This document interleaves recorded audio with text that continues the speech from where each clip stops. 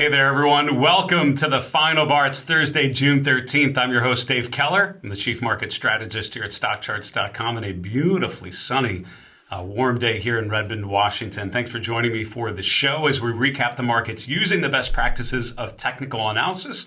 Let's get right to the market recap and focus on how the charts evolved from Wednesday, Fed Day, to Thursday, the day after. Did we get that rotation to the downside? We did not. We actually had a nice upside follow through after yesterday's pretty constructive price action post-Fed. While the S&P sort of chopped around the close yesterday, today we did make a new all-time closing high, 54.33 and change. It's up about 0.25% from Wednesday's close. The Nasdaq Composite up about 0.33%.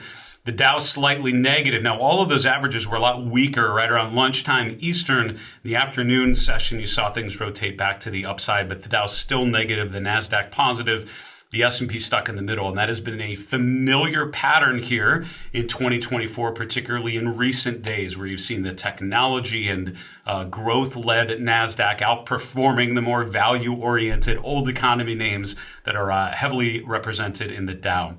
Mid-caps and small-caps both got dinged a bit today. The S&P 600 small-cap index down 1%. And by the way, I don't formally change my market trend model until Friday at the close. That's a pretty important caveat. Having said that, if today was Friday's close, the mid-cap model would turn negative on the short term because of the weakness that we saw, down about 0.6% today. That was enough to move the short-term model below zero. We'll see what happens tomorrow, and we'll update the model over the weekend for sure for my market misbehavior premium members.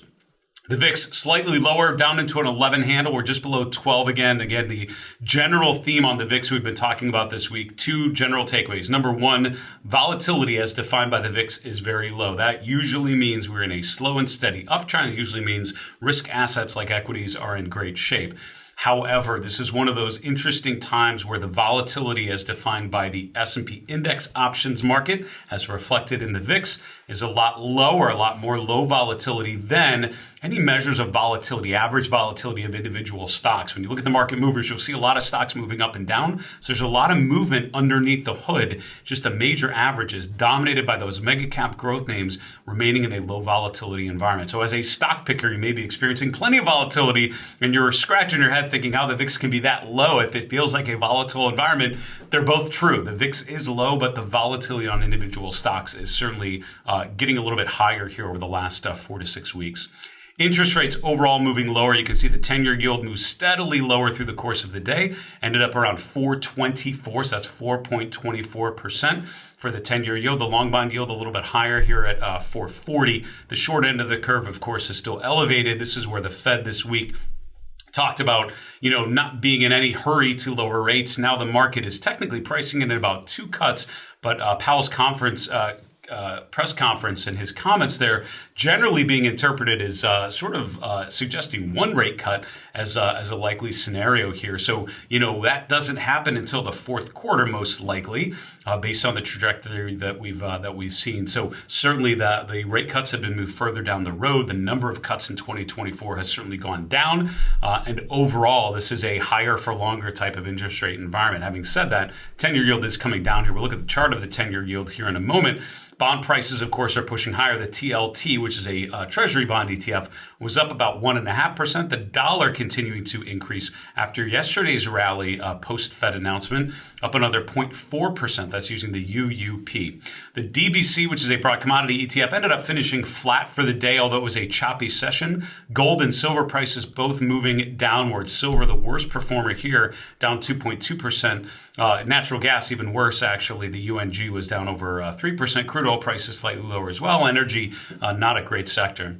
Bitcoin continuing to come off that retest of 70,000. Big round numbers matter in most investable assets, but especially with Bitcoin, we're finding the big round numbers like 70,000, 60,000, maybe eventually 80,000 tend to be kind of magnet prices or pivot prices. You often find a lot of action rotates around those levels. I don't think that's a coincidence. Actually, academic research has proven that orders tend to cluster around big round numbers. In fact, going back for decades. So certainly seems to be still alive and well here. Bitcoin has now come back off of 70,000, currently just around, we'll say 66,700. Ether prices slightly below 3,500. Looking at the 11 S&P sectors, you can see the technology sector XLK at the top of the list in a familiar spot at the top of the leaderboard, that is, up 0.8% from yesterday. Semiconductors, the top performing Dow industry group on my review short while ago. And that remains a key theme here. Of course, NVIDIA and other semiconductors far outpacing gains in other areas of the market. REITs and utilities, generally considered more defensive sectors, are 2 and 3. Real estate was up 0.5%, utilities up 0.2%. You go all the way down here, you'll notice just over half of the S&P sectors actually finished in the red. Energy down about 0.9%, same for communication services, and industrials down 0.6%. Looking at the mega cap leadership names, you can see NVIDIA continuing to impress, just below 130 at the close. That's up about 3.5%. A bit of a doji candle, it looked like before the close. We'll look at the chart of NVIDIA here in a moment, time permitting, and check that out in particular. Tesla up another 3% today. On the downside, you have 3 of these names lower. Amazon down 1.6%, Alphabet down 1.5%, Meta down just under 1%. Amazon and Alphabet, we'll try to get to those as well as I make a note here, because those are 2 that actually are featuring bearish momentum divergences. And one of those checklist items that I keep in mind for a major bull market top, like what kind of things would I look for that would help me anticipate it.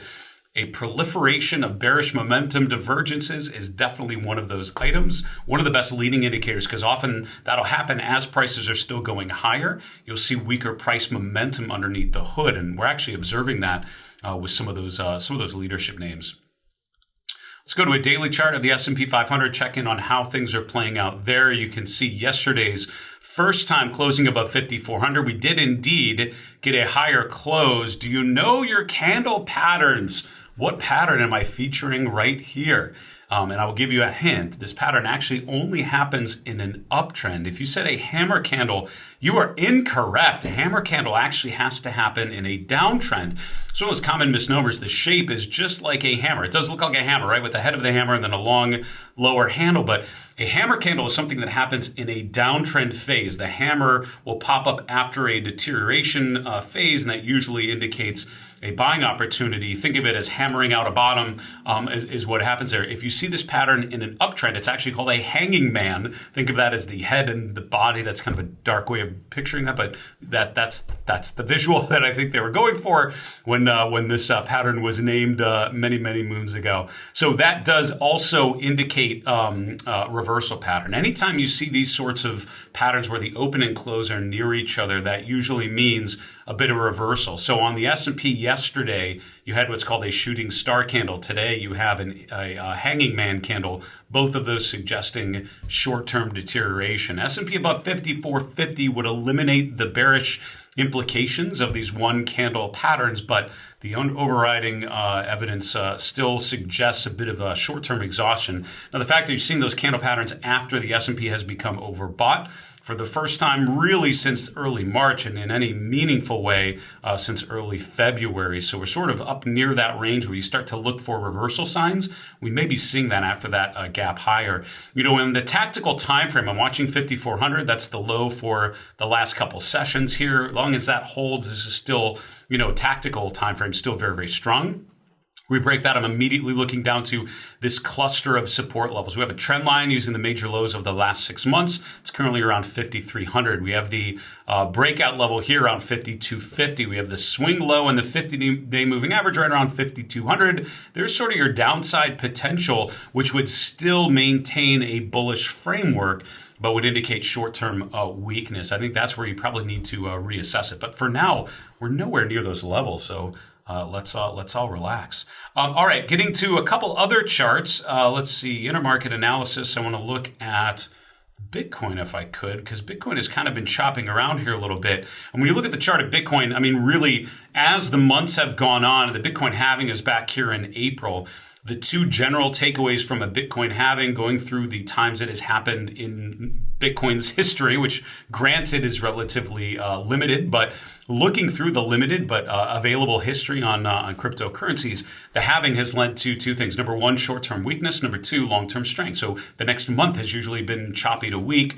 The next 6 to 12 months have actually been quite strong. That's actually where Bitcoin has had some of its biggest gains, are in the 6 to 12 months after a Bitcoin halving. So the halving was in April. We indeed observed some short-term weakness going into a low in early May. Now we're starting to retest that resistance. Now, Bitcoin has bumped up against resistance, and I would loosely call it 70 to 74,000. It's mostly 72 to 74,000 represent the peak here in March, subsequent highs in March, April, May, and June. So 72,000 is kind of that level. We can get above there, and I would argue that sort of takes this as a consolidation phase before the initiation of a new uptrend phase. But until we do that, it's hard to really describe that as anything but a consolidation phase. I mean, when you take a step back, you can almost draw a rectangle around the price action over the last 3 months on Bitcoin, from 58 to 60,000 on the lower end, 72 to 74,000 on the upper end. We've been range bound. So get excited when we break out of that range, which so far we've been unable to do. We keep finding resistance at the upper end there. I want to show you two other charts here on the intermarket playlist, and then we'll look at some individual stocks to finish things off today. The GLD is now below the 50-day moving average, and I would say after that gap lower about a week ago, we did trade back to the 50-day moving average. Actually, yesterday's open on the GLD was right up to the 50-day, but we closed down again. So on the short term, on that tactical time frame, we're certainly showing some weakness of lower highs and lower lows. We're nearing support though. 209 to 212, we'll call it, would be the 38.2% Fibonacci retracement level. It's also the swing low from May. So I think as long as we hold sort of that 209 point, this is still okay. We break down through there, and all of a sudden that feels like a breakdown below a consolidation phase. And we've talked about the bearish divergence. The momentum overall is still okay, but certainly starting to look vulnerable here. I think we're testing a key support level on the GLD. Full disclosure, I do own GLD in some personal accounts as more of a long-term holding.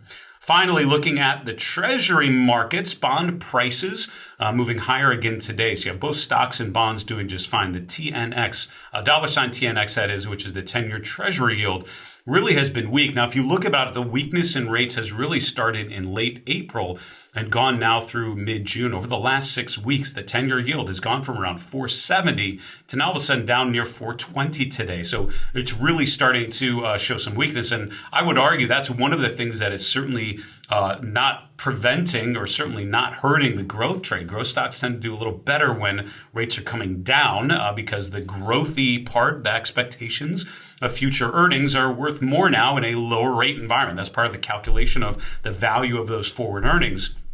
So generally speaking, if the 10-year yield is going down, then growth stocks are probably outperforming. And this is why this ratio of the Russell 1000 value versus growth, I like to have on the same chart as the 10-year Treasury yield, because you get a sense of the interest rate environment. You can see what is working relative to one another with those two sort of major pillars of equity valuations, more value, more growth. It's certainly been a growth-led market, and very much since late April now through mid-June, that has been the story. And lower rates, I think, certainly helping that, which tells you if rates go higher, there's no guarantee that value stocks are going to outperform, but it's certainly a less ideal environment for growth stocks. So right now, it is very much all good for the growth trade. Let's finish off looking at some individual stocks here. Have to start with NVIDIA, and I do want to point out here, just looking at the short term, we did get a doji candle for NVIDIA. Doji candles are not the end of the world, so I would hesitate to call this a horrible sign. And you probably, if you know your candle patterns,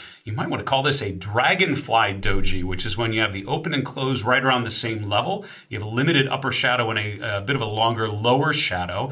It's kind of like a hanging man candle, but the hanging man, the open and close, there's a little room. So there's a body for the candle.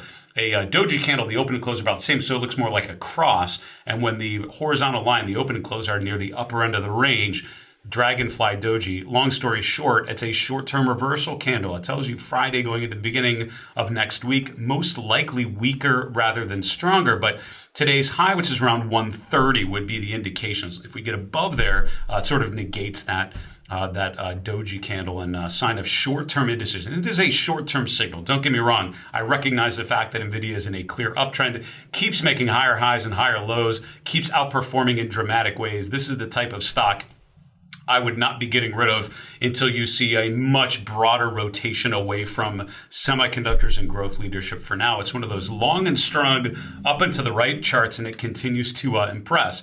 Now, not all of the Magnificent Seven or former Magnificent names are impressing to that degree. Amazon featured a bearish momentum divergence April into May, higher closes, weaker momentum. Once again, we're failing to get above 190. Once again, the RSI failing to get above 60.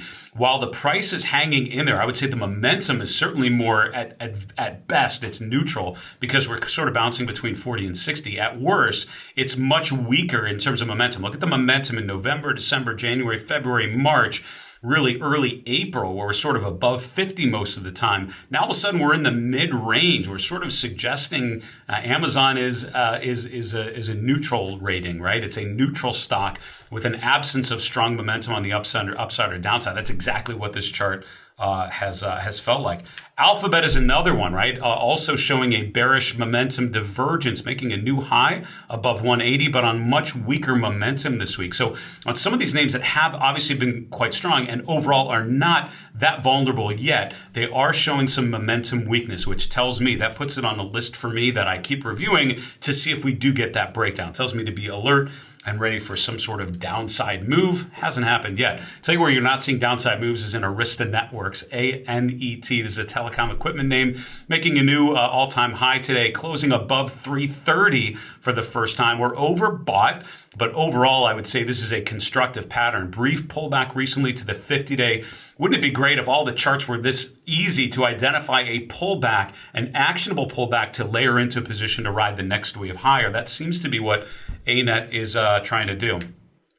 It's not all great, though. PayPal is one of those stocks, a payment processor, right? Technically in the financial sector, but really is more technology than anything. Look at the resistance around 67 to 69, which we hit in January, again in March, in April, and here in early June. We've now traded back off of that resistance. So this is the kind of chart where until it can prove it can get above like 68 to 70 and hold those gains, I'm much happier being patient and relaxing. This is one of those sit on your hands kind of times and just wait for the right opportunity, wait for the good pitch. Right now, we're testing swing lows, right? We're testing the May low and the 200-day moving average. So if you're more on a buy on the weakness kind of mentality, maybe it's getting to that point where you take a nibble and buy a potential mean reversion back to retest those highs. But as a medium-term trend follower, I'd much rather wait for strength on a stock like PayPal.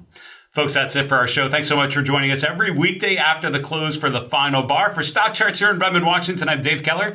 Be well, stay safe, have a good night.